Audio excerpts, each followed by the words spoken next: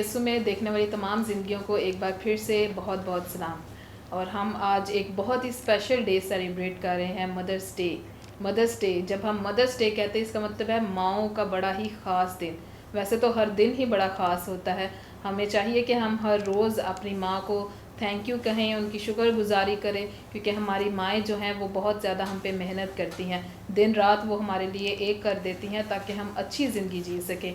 तो आज ये जो एक ख़ास डे है, इसमें हम अपनी माँओं को ये एहसास दिलाते हैं कि वो हमारी ज़िंदगियों में बहुत ज़्यादा अहमियत का सबब बनती हैं, बहुत ज़्यादा अहमियत रखती हैं और हम उससे कितना प्यार करते हैं। क्योंकि समटाइम्स कुछ बच्चे ऐसे होते हैं जो हर रोज़ अपनी मोहब्बत का इजहार नहीं कर पाते, लेकिन ये एक ख़ास दिन होता है जब वो एक नए तरीके से अपनी मोहब्बत का इजहार करते हैं। और एक बार फिर से मेरी तरफ से, मेरी फैमिली की तरफ से, Daniel Salim and Primla Daniel की टीम की तरफ से और हमारे चर्च के बिहाफ पे तमाम माँओं को एक बार फिर से हैप्पी मदर्स डे। खुदावंद आप सबको सलामती अता फरमाए, उम्र की दराजी दे और हमेशा आप सबों को खुश और खुरम रखे। हम खुदावंद की शुक्रगुजारी करते हैं। तो एक बार फिर से हमारे दरमियान में एक बड़ी ही खूबसूरत माँ यहाँ पे मौजूद है, जिनका शोबा टीचिंग का है, वो टीचर है। तो आज हम उनसे बातचीत करेंगे और उनके हाल ज़िंदगी के बारे में जानेंगे। तो सिस्टर इरम, हम आपको वेलकम कहते हैं अपने शो में। Happy mother's Day from us and from our team and from behalf of our church. और आपको वेलकम कहते हैं। खुदावंद आपको खुश रखे। और बताएं आप कैसी हैं? जी मैं ठीक हूँ, शुक्र है खुदावंद का कि खुदावंद ने ज़िंदगी, सेहत और तंदुरुस्ती जैसी नेमत दी, इसके लिए खुदावंद की शुक्रगुजारी है। आमीन। यकीनन हमारा खुदा ही भला खुदा है जो हमें हर रोज़ ये सांसें अता फरमाता है ताकि हम हर एक सांस से अपने ज़िंदा खुदा के नाम को जलाल दे सकें। तो इस बात के लिए भी हम खुदावन की शुक्रगुजारी करते हैं और ख़ास तौर पे इस बात के लिए कि उसने हमें ये दिन दिया है। तो जिस तरह कि आज मदर्स डे है, माँओं का ख़ास दिन है, आप कैसा फ़ील कर रही हैं? क्योंकि आप भी माँ हैं, आपके 2 बेटे हैं, बहुत ही खूबसूरत हैं। तो एज़ ए मदर आप कैसा फ़ील कर रही हैं? जी एज़ ए मदर मैं बहुत अच्छा फील कर रही हूँ और ख़ुशी की बात यह है कि खुदावंद ने हमें ये रुतबा दिया, ये फ़ज़ल बख्शा कि एक खूबसूरत माँ के रूप में मुझे खुदावंद ने बनाया। इसके लिए खुदावंद की शुक्रगुजारी है।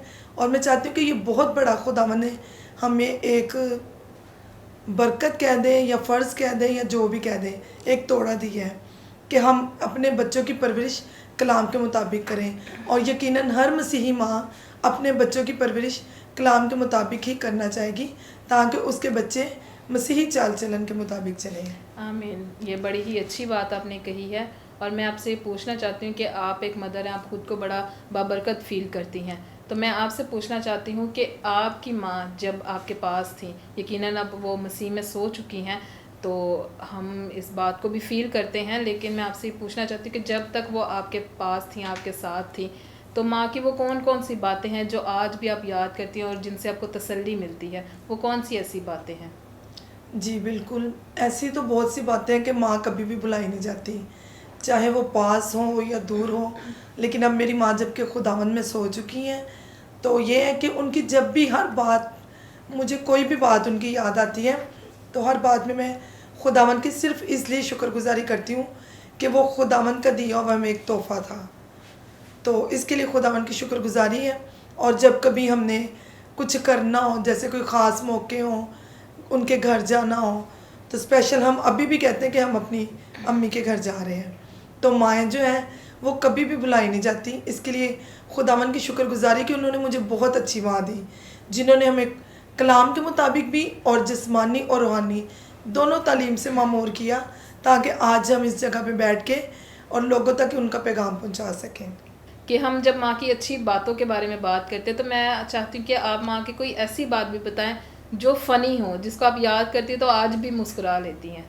हाँ, ऐसी बहुत सी बातें हैं जिनको हम याद करते हैं तो मुस्कुराते हैं।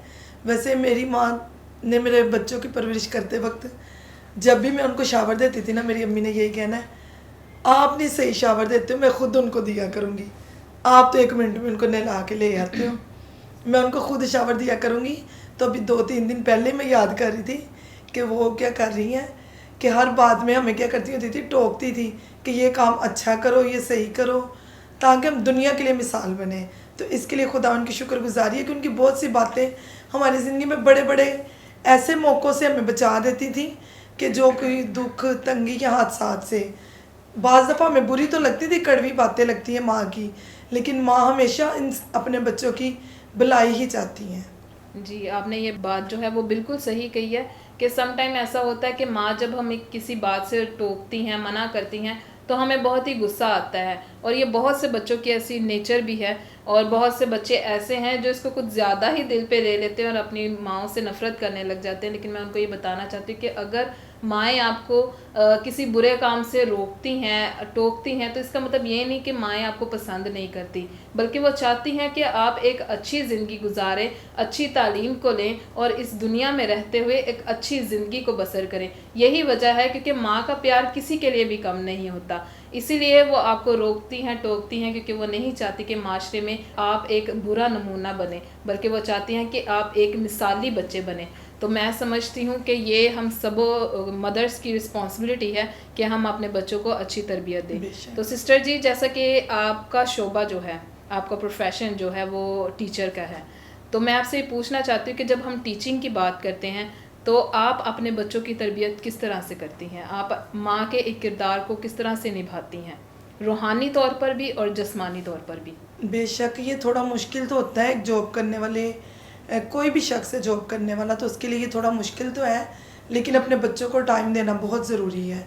तो मेरी ये कोशिश है कि अगर जितनी भी जॉब करने वाली लेडीज़ हैं, वो प्लीज़ अपने बच्चों को लाजमी टाइम दिया करें, घर में भी उनको टाइम दें। अगर कभी बाहर आउटिंग पे लेके जाते हैं तो तब भी उनकी काउंसलिंग ज़रूर किया करें, ताकि आपके बच्चे ये जाने कि हमारे माँ बाप हमें वक्त देते हैं और वो हमसे प्यार करते हैं, क्योंकि माँ बाप की मोहब्बत उनके लिए बहुत ज़रूरी है और ये बच्चों के लिए एक खूबसूरत गिफ्ट है ये ज़िंदगी में हमें, कि हम अपने बच्चों को कलाम के मुताबिक भी परवरिश करें और अपना वक्त भी खुदा के कलाम के मुताबिक उनको दे सकें। जी, बड़ा खूबसूरत आपने हमें जवाब दिया है, ये बहुत ही खूबसूरत आपने जवाब दिया है हमें। और मैं आपसे एक सवाल और पूछना चाहूँगी कि हम रूहानी तौर पर माँ का क्या फ़र्ज़ है? हम किस तरह से रूहानी तौर पर अपने फ़र्ज़ को सर अंजाम दे सकते हैं अपने बच्चों के लिए, उनकी तरबियत पे? हमारा जी जो पहला फ़र्ज़ है वो क्या है? जी बिल्कुल, मैं ये बताना चाहूँगी कि सबसे पहले तो माँ खुद ही तरबियत करती है बच्चों की, और ये माँ पे फ़र्ज़ है कि वो उनको किस राह पे लेके चलना चाहती है। तो इसलिए अगर आपके बच्चे छोटे हैं तो उन्हें घर में ही दुआ करने का तरीका सिखाएं और उन्हें संडे स्कूल लाजमी भेजें, क्योंकि वो जब छोटे होते से ही कलाम के मुताबिक चलेंगे तो वो बड़े होकर चर्च जाएंगे। वरना देख आजकल दुनिया में क्या हो रहा है कि जैसे ख़ास तौर पे लड़के बड़े हो जाते हैं तो सिस्टर जी वो ना माँ बाप की बात मानना छोड़ देते हैं, गलियों में मोड़ों पे खड़े होना और फिर गलत सोसाइटी में बैठ जाना। इसके लिए हमें चाहिए कि हम छोटे होते ही, क्योंकि पौधा जब छोटा हो तो उसे ऐसे ही उसकी परवरिश करें, बड़ा हो तो वो मुड़े ना बल्कि सीधा ही रहे, ताकि वो खुदा के कलाम के मुताबिक सरसब्ज हो जाए। और हमें अपने बच्चों की परवरिश यकीनन छोटे होते से ही कलाम के मुताबिक करनी चाहिए। ऐसे बीज उनकी ज़िंदगी में बोए जो कलाम के मुताबिक फल लाएँ। जी सिस्टर जी, ये बड़ा खूबसूरती से आपने एक्सप्लेन किया। बिल्कुल ऐसे ही हमें करना चाहिए, क्योंकि बच्चा जब छोटा होता है तो वो बिल्कुल एक पौधे की मानिंद होता है। आप जैसे जैसे उसको पानी देंगे, खाद डालेंगे, उसकी परवरिश करेंगे, उसको देखेंगे, उसकी टेक केयर करेंगे, जिस तरह आप उसको वक्त देंगे, उसके ऊपर मेहनत करेंगे, पौधा जो है अपने वक्त के मुताबिक बढ़ेगा, फलेगा, फूलेगा और फलदार साबित होगा। अगर आप उसको वक्त नहीं देंगे तो वो वक्त आता है जब वो मुरझा जाएगा, और फिर जब पौधा मुरझा जाता है फिर उसको फेंक दिया जाता है। आज की जनरेशन भी बिल्कुल ऐसी है, अगर हम उसको वक्त नहीं देंगे तो वो जो है बिल्कुल मुरझाए हुए पौधे की मानिंद बन जाएगा। तो ये ज़रूरी है कि हम उन पौधों को पानी दें, उन पे मेहनत करें, उन पे काम करें, उनको अपना वक्त दें, ताकि उनकी परवरिश खुदा के कलाम के मुताबिक हो। तो सिस्टर जी, आखिरी मेरा आपसे सवाल ये है कि हमने बहुत ही अच्छी बातें कर ली हैं, तो एक मैं रैंडम सी बात करना चाहती हूँ, आपसे पूछना चाहती हूँ कि जब आपके बच्चे क्लास में फ़र्स्ट आते हैं, यकीनन आप बहुत ज़्यादा प्राउड फील करती हैं, लेकिन आप एक टीचर भी हैं। जब क्लास के आपके बच्चे अच्छे पोजीशन ले लेते हैं तो क्या आपकी खुशी की हद वैसी ही होती है जैसी आपके अपने बच्चों के लिए होती है? जी सिस्टर जी, यकीनन ये बहुत ही अच्छा सवाल है और यकीनन मुझे लगता है उतनी ही बल्कि उससे ज़्यादा होती होगी, क्योंकि हम डेली हर रोज़ उन पे मेहनत करते हैं, उनको रोज़ पढ़ाना, सिखाना और उनको इस काबिल बनाना कि वो कामयाब बने। और यकीनन उनका फ्यूचर, आज के बच्चे कल के डॉक्टर, इंजीनियर और पाकिस्तान का फ्यूचर है। इसीलिए यकीनन हमें बच्चों को जब हम रोज़ सिखाते हैं और जब वो कामयाब होते हैं और उनका रिज़ल्ट आता है तो हम इतने ही खुश होते हैं। और अगर कोई बच्चा सिस्टर जी बिलफर्ज नहीं अटेम्प्ट कर पाता कुछ, तो फिर हमें दुख भी बहुत होता है। तो इसीलिए ये खुशी की बात है और खुदावन की शुक्रगुजारी भी है कि हम अपने जॉब में या अपने काम में वफादार रहें। आमीन। ये बड़ी खूबसूरत बात आपने की। यकीनन जो टीचर्स हैं वो भी हमारे लिए माँओं के बराबर हैं और वो हमारे लिए उतनी ही मेहनत करती हैं और उनके ख्वाब और उनकी उम्मीदें भी हमसे वैसी ही होती हैं जैसी हमारी अपनी माँओं के लिए होती हैं। तो सिस्टर जी मैं आपसे लास्ट में ये कहना चाहूँगी कि हमारे जो देखने वाले व्यूवर्स हैं, आप उनको क्या मैसेज देना चाहेंगी? हमारी जो माएँ हैं और जो नौजवान नस्ल है, आप उनको क्या मैसेज देना चाहती हैं?